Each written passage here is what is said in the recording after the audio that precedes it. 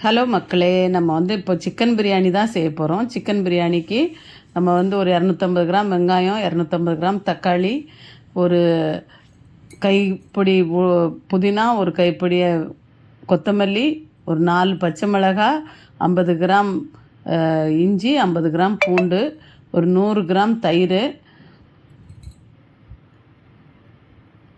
அப்புறம் வந்து மசாலா பொருள் வந்து ஒரு ஸ்பூன் மிளகாத்தூள், ஒரு அரை ஸ்பூன் மஞ்சத்தூள், 2 ஸ்பூன் சிக்கன் மசாலா, 1.5 ஸ்பூன் தனியா பவுடர். அப்புறம் வந்து தாளிக்கிறதுக்கு பட்டை, லவங்கம், ஏலக்காய் உங்கள்கிட்ட என்ன இருந்தாலும் எடுத்துக்கோங்க. அது ரொம்ப போடணும்னு அவசியம் இல்லை. நம்மகிட்ட போடணும் இருக்குது, நிறையா அந்த பூவெல்லாம் இருக்குதுன்னா போடலாம். இல்லைன்னா பட்டை, லவங்கம், ஏலக்காய் மட்டும் போதும்.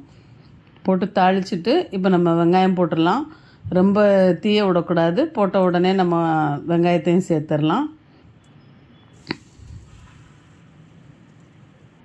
வெங்காயம் கொஞ்சம் வதங்கி வரட்டும். நல்லா ப்ரௌன் ஆகணும். இதில் கொஞ்சம் வீடியோ குவாலிட்டி இதாகிட்டு, ஆனால் நீங்கள் வந்து நல்லா வதங்கி நல்லா ரெடிஷ் ஆனதுக்கப்புறம் தான் நம்ம இந்த க்ரீன் மசாலா போடணும். க்ரீன் மசாலா போட்டு ஃபுல் அந்த பட்டை, இது மிளகா, புதினா, கொத்தமல்லி, இஞ்சி, பூண்டு, இந்த 5ம் வந்து அரைக்கணும் பிரியாணிக்கு. இது ரொம்ப இம்பார்ட்டண்ட். இதை வந்து நீங்கள் அதை அரைச்சி இதில் கலக்கும்போது அந்த வாசமே வேறு மாதிரி வரும். அதனால் இதை போட்டு நல்லா கலந்துருங்க. நல்லா அந்த பச்சை வாசம் போனதுக்கப்புறம் நம்ம தக்காளி சேர்த்துக்கலாம். தக்காளி போட்டு லைட்டாக உப்பு போட்டு மூடி வச்சுருங்க. அப்போ வந்து தக்காளி நல்லா மெல்ட் ஆகிடும்.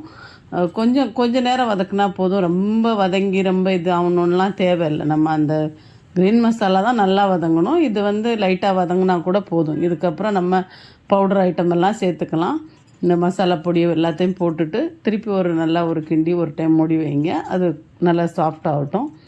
ஆனதுக்கப்புறம் இப்போ வந்து நம்ம அது கூட தயிர் சேர்க்கணும். இப்போ வதங்கி வந்துருச்சு நல்லா. இப்போ வந்து நம்ம தயிர் போட்டுடலாம்.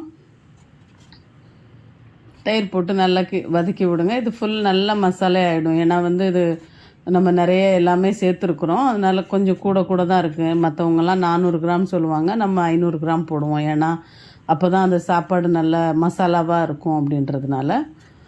ரொம்ப ட்ரையாக எங்களுக்கு பிடிக்காது. அதனால் வந்து இப்படி பண்ணுறது. இதுக்கப்புறம் நம்ம வந்து சிக்கன் போட்டுடலாம். மசாலையோட பச்சை வாசம் போனதுக்கப்புறம் சிக்கன் போட்டு சேர்த்துருங்க. சிக்கன் கூட லைட்டாக உப்பு போட்டுருங்க. இல்லைன்னா நம்ம வந்து சிக்கன் ஊற வச்சு கூட வச்சுக்கலாம். தயிர் போட்டு உப்பு போட்டு ஊற வச்சு சேர்த்திங்கனாலும் ரொம்ப டேஸ்ட்டாக இருக்கும். உப்பு பிடிச்சிருக்கும். இல்லைனா இப்படி சிக்கன் போட்ட டைமில் நம்ம உப்பு போட்டோன்னா அந்த உப்பு அதில் நல்லா இறங்கிடும். கொஞ்சம் நேரம் மூடி வச்சு தண்ணி ஊற்றாமல் அது நல்லா அந்த தண்ணி விடட்டும். சிக்கனோட தண்ணியெல்லாம் வந்ததுக்கப்புறம்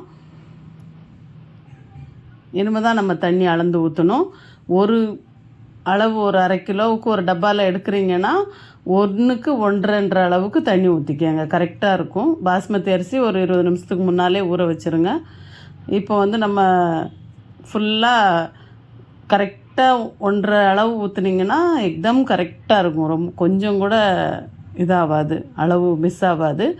இல்லை உங்களுக்கு சாஃப்டாக சாப்பிடணும் அப்படின்னா 1க்கு 2.5 அளவுக்கு தண்ணி ஊற்றிடுங்க. இது நல்லா கொதித்து வேகட்டும். நல்லா கொதித்து வரும்போது சிம்மில் வச்சிடணும். ரொம்ப நல்லா கொதிச்சு இருக்கும்போது சிம்மில் ஒரு 10 நிமிஷம் விட்டிங்கன்னா சிக்கன் வந்து நல்லா சாஃப்ட் ஆகிடும்.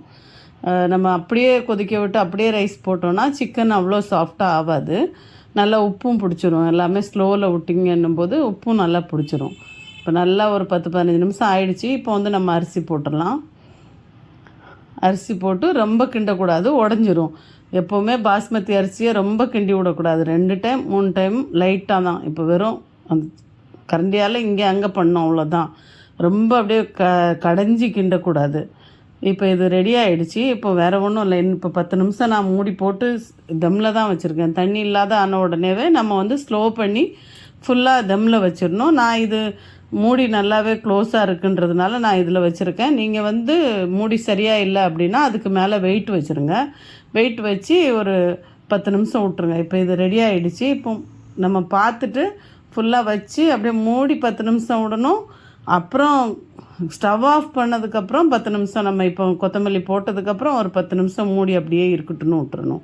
அப்போ தான் அது கரெக்டாக வரும். இப்போ பாருங்கள் ரொம்ப நல்லா வந்திருக்குது பிரியாணி. மசாலாவாக நல்லா டேஸ்டியாக ரொம்ப டேஸ்ட்டாக இருக்கும். நீங்கள் செஞ்சு பாருங்கள். மற்ற பிரியாணியை விட இது ரொம்பவே நல்லாயிருக்கும். சாப்பிட்டு பார்த்து எனக்கு கமெண்ட் பண்ணுங்கள். தேங்க்யூ. தயிர் பச்சடி கண்டிப்பாக செய்யுங்க. இது கூட தயிர் நல்லாயிருக்கும். தயிர் பச்சடிக்குள்ள ரெசிபியும் நான் போட்டிருக்கேன், அதையும் பார்த்துக்கோங்க. Thank you so much.